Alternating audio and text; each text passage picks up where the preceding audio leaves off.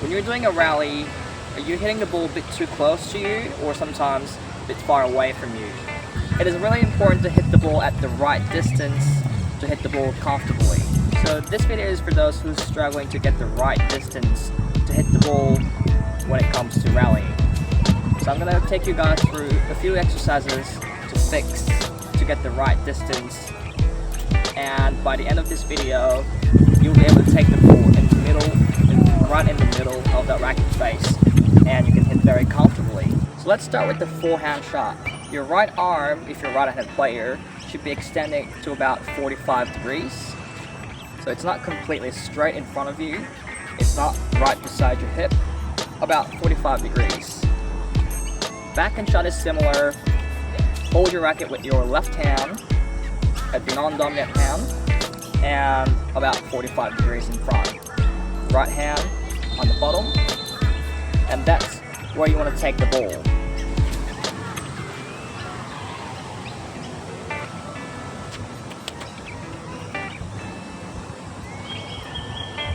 And the height of the contact should be about your hip level for both forehand and backhand shot.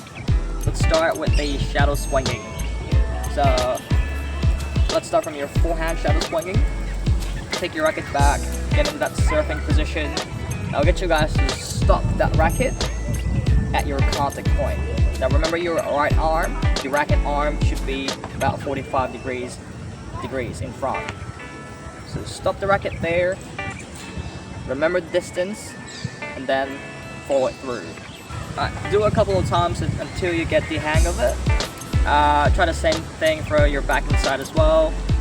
So get into that side-on position, swing your racket, stop at the contact point.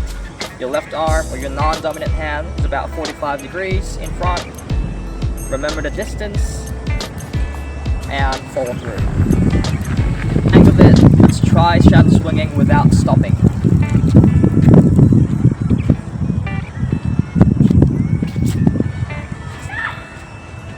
So our second drills, guys, we'll be using a ball and a fence. If there's no fence around you, then you can have someone to hold the ball for you. So what I have here is a ball squeezed into the fence. That's about my waist level. So we're gonna do a shadow swinging without running first. So stand right beside the ball and you do a shadow swing. Your goal is to make that ball and control your racket so that the ball is in the middle of that racket face.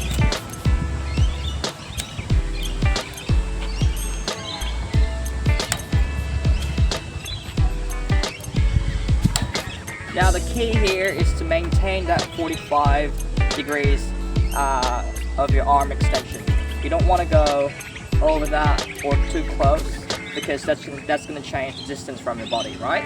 So always keep that 45 degrees, and the ball should be in the middle of that racket face. Now once you're used to it, let's add some running.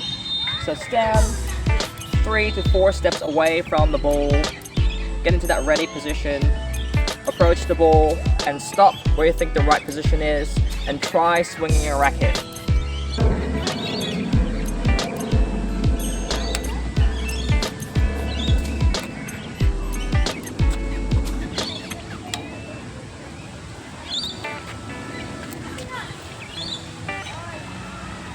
If the ball is on the top of the racket, closer to the tip of the racket, that means you're a bit far away. If the ball is really close to the throat of the racket, that means you're a bit too close to the ball. So you're gonna have to keep adjusting and find that spot for find that perfect spot for you. You can do a couple of shadow swinging on the backhand side as well. Just remember to always keep that left arm or your non-dominant hand extending 45 degrees. Alright guys, this is our next progression. So place 2 to 3 balls between the net and the service line, just like how I put it. Get into that ready position on the center line, and I'll get you guys to take a couple of steps sideways. After you stop and get into that surfing position, swing your racket, stop at the 45 degrees angles, and I want you to get closer to the ball.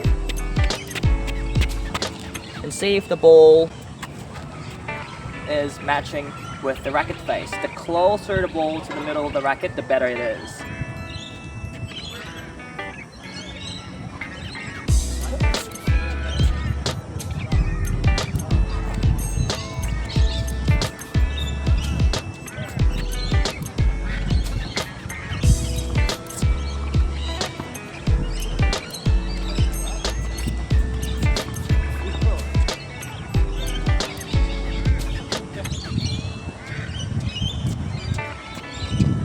This drill trains your eyes as well.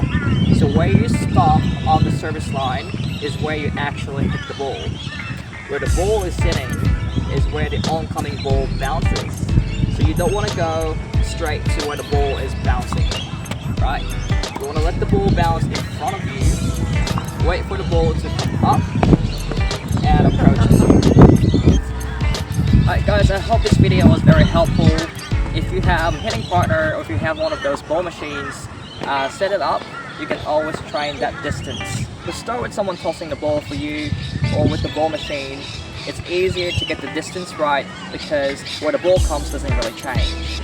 After you can hit the ball consistently at the right distance, that's when you want to gradually make it harder. So like doing an open rallies with your partner.